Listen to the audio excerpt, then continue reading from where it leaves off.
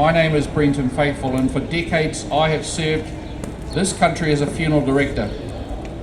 My work put me in homes, the living rooms, the private grief of thousands of families. I witnessed truths that never reach the headlines, never appear in official reports, and never get spoken in Parliament. During the COVID-19 era, I began to see patterns that I simply could not ignore. They weren't theories, they weren't rumours, there were no online debates about it, but these were real families, real stories, and real bodies right in front of me.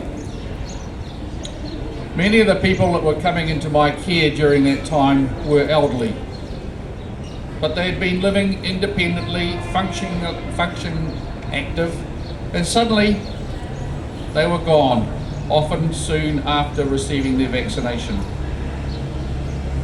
And behind closed doors, families often carried a guilt that cut deep.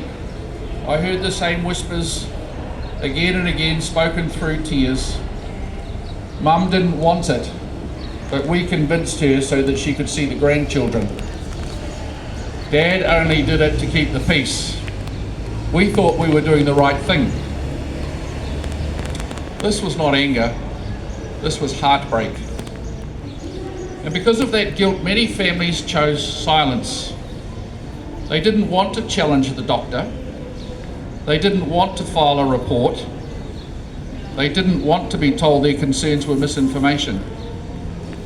And because they stayed silent, their experiences were never counted. This is the one reason why New Zealand's injury reporting system captured only a tiny fraction of what families were actually experiencing. But it wasn't just the stories, I saw it with my own eyes. So let me be clear, I'm speaking from a direct professional experience. I saw what I saw, and I cannot pretend I didn't.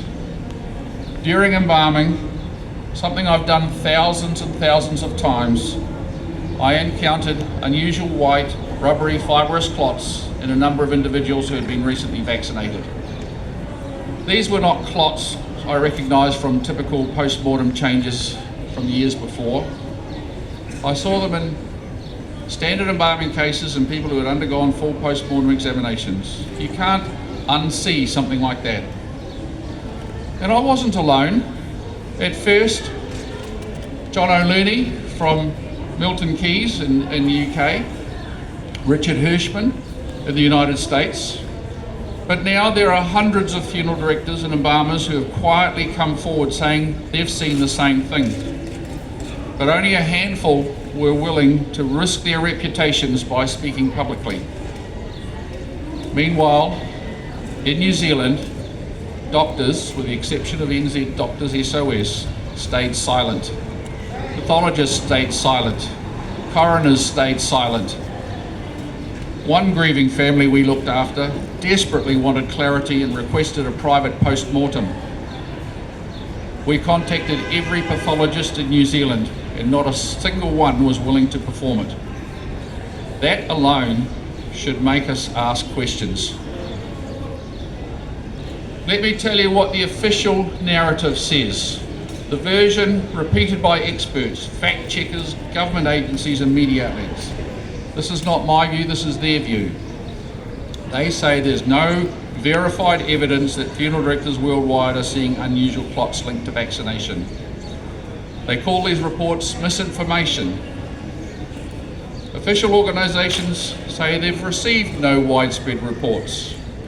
They insist these clots are normal or caused by natural post-mortem processes or by the COVID infection itself. They claim any laboratory analysis challenging these explanations is flawed, and they maintain that only one rare clotting condition is associated with certain non-mRNA vaccines, nothing else. So that's the official line. That's what the public is told, and that's what institutions repeat.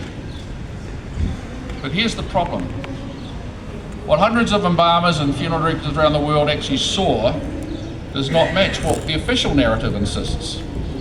So when the people with the gloves on, their sleeves rolled up, their hands in the work, the people physically handling the bodies are dismissed without investigation, without curiosity, and without the slightest interest. That's not science. That's not transparency. That's not public safety. That's avoidance. And while all this was happening behind the scenes, the public were being drowned in fear. Every day, every radio update, every TV bulletin, cases, deaths, variants, be afraid. But from where I stood in the funeral profession, these announcements did not often resemble the patterns we saw in other heavy influenza seasons throughout my career. Many people asked quietly whether the fear was being broadcast every day was doing more harm than the virus itself. And the media became a megaphone of pressure, not information. People were shamed for hesitating, mocked for asking questions, treated as outcasts for wanting to make their own decisions. And then came the lockdowns, some of the harshest measures in our history. And we must ask, openly and honestly, did they work? What did they prevent? And what did it cost? Because I saw elderly people dying alone, families unable to say goodbye, mental health collapsing, children isolated, businesses destroyed, communities divided. And we still haven't had a full accounting of whether these measures protected us or whether the harm outweighed the benefit. Another issue we must talk about is how the vaccination was defined. In New Zealand, a person was not considered fully vaccinated until 14 days after their final dose. If something happened during that period, a health event, hospitalisation or death, it was not counted under the fully vaccinated category.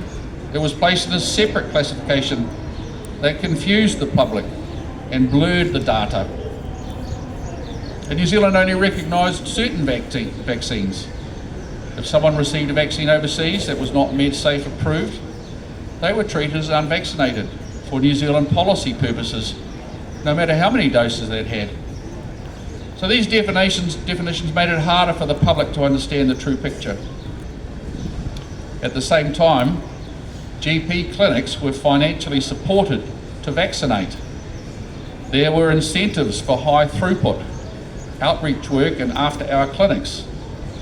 But there was no incentive to report injuries. There was no incentive to investigate reactions. There was no incentive to offer second opinions. And no funding for long consultations with worried families. The system was designed to push vaccination, not to listen to those who suffered.